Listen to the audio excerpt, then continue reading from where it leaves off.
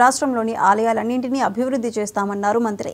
అంబేద్కర్ కోనసీమ జిల్లా అమలాపురం శ్రీ సర్వమంగళ రామలింగేశ్వర స్వామి ఆలయ రాజగోపుర నిర్మాణానికి శంకుస్థాపన చేశారు మంత్రి సుభాష్. కార్తీక మాసంలో పరమశివుడి ఆలయ రాజగోపురం నిర్మాణానికి శంకుస్థాపన చేయటం ఆనందంగా ఉందన్నారు. 24వ లక్ష రుద్రాక్ష పూజ మహోత్సవంలో మంత్రి పాల్గొన్నారు. ఈ కార్పించుకుంటూ ఈ స్థాయికి చేరింది.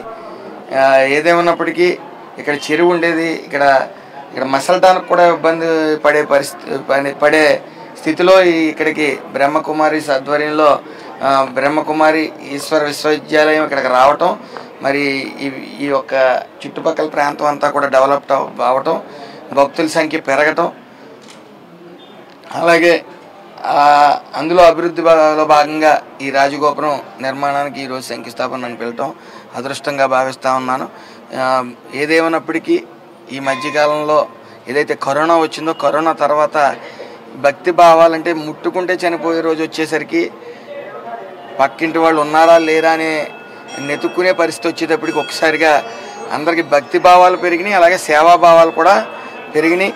మరి ఈ కార్తీక మాసం తీసుకుంటే మరి అందరూ కూడా ప్రతిరోజు క్రితం సంవత్సరం ఆ ముందు సంవత్సరం కన్నా ఎక్కువ భక్తులు పెరుగుతూ ఉన్నారు. ఇలాగే భక్తి భావాలు పెరగాలని, అలాగే ఎన్డీఏ కూటమి ఆధ్వర్యంలో అన్ని గుళ్ళు కూడా ప్రక్షాళన జరుగుతుంది.